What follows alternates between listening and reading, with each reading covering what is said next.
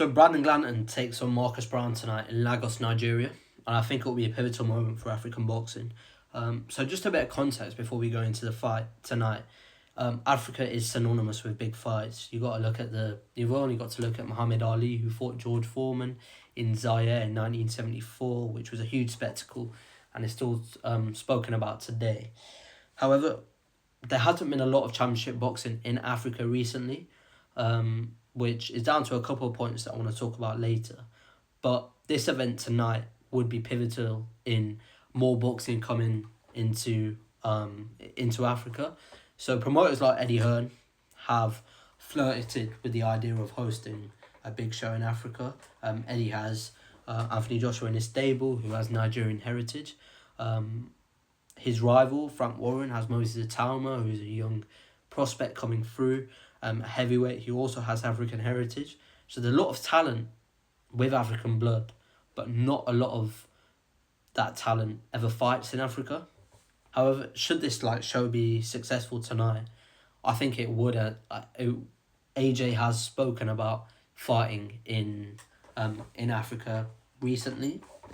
I think he's down to come tonight. So if he likes what he sees, if the money's right, if it's cracked up to be for him, then I think it'd be no brainer for him to fight in 2026. Maybe a fellow African, the likes of Tony Yoka have been spoken about for him. I think it'd be great commercially for Anthony Joshua, and I also think it would be one for him to tick off his bucket list.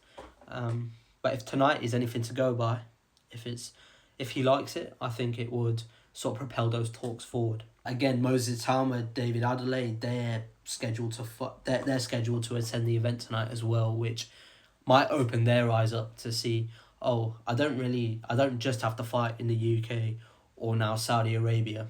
I can come to places like Africa and make a name for myself and fight there. So I think for them, it'd be a great way of seeing what the continent has to offer. Some of the reasons as to why boxing has never materialised in Africa in recent times. So it has been stifled with corruption. There's been a lack of infrastructure and investment put into the shows. I mean, I was reading recently, the WABU, which stands for the West African Boxing Union, actually announced the suspension of its General Secretary, Remy Abderin, following allegations of corruption. He was accused specifically of financial misappropriation and the exploitation of boxers and promoters, which is something that the country's been grappling with a lot. But enter Amir Khan, who's been a big component in advocating for African boxing.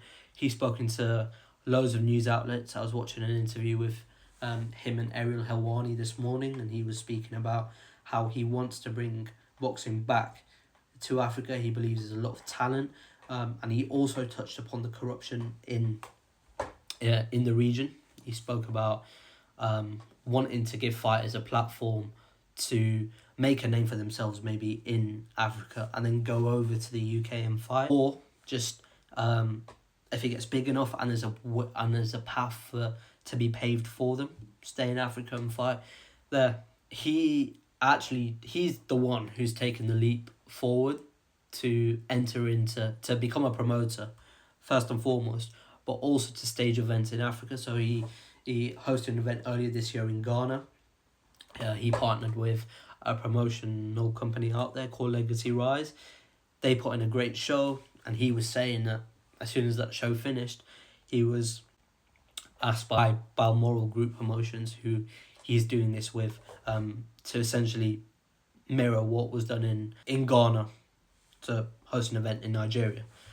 Now, another thing that might happen, and I was watching an interview with Ade Oladipo, who said that he sent a picture of tonight's venue to Turkey to sort of almost persuade Saudi Arabia to stage some Riyadh season events in Africa, and Turkey liked what he saw.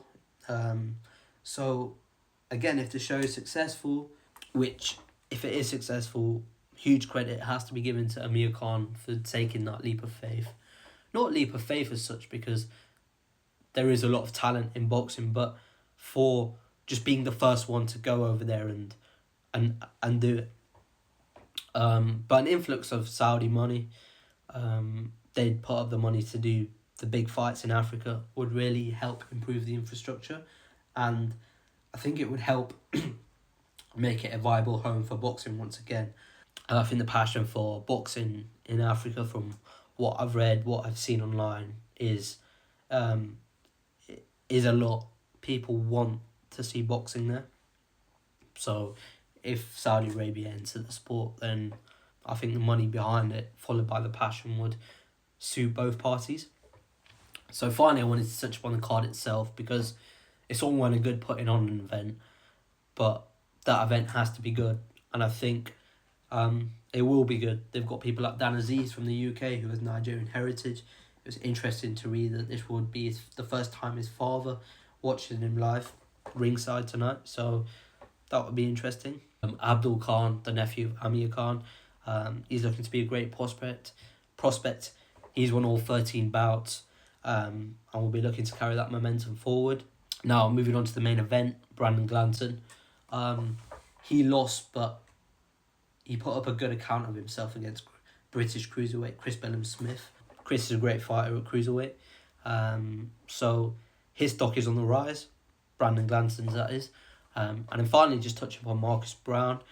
He's faced champions like Artur Beterbiev, but he hasn't been in the ring since August 2023, which might pose a problem for him. This is shaping up to be a good fight because of the needle between the two. There's been a lot of back and forth in the press conferences between Brandon Glanton and Marcus Browne. They certainly don't like each other, which will make for an intriguing fight. But to summarise, I think if this event is successful, which if it is, again, big props needs to be given to Amir Khan, then I think there might be, boxing may return to Africa. We might see a lot more shows hosted over there, which would be great for everyone.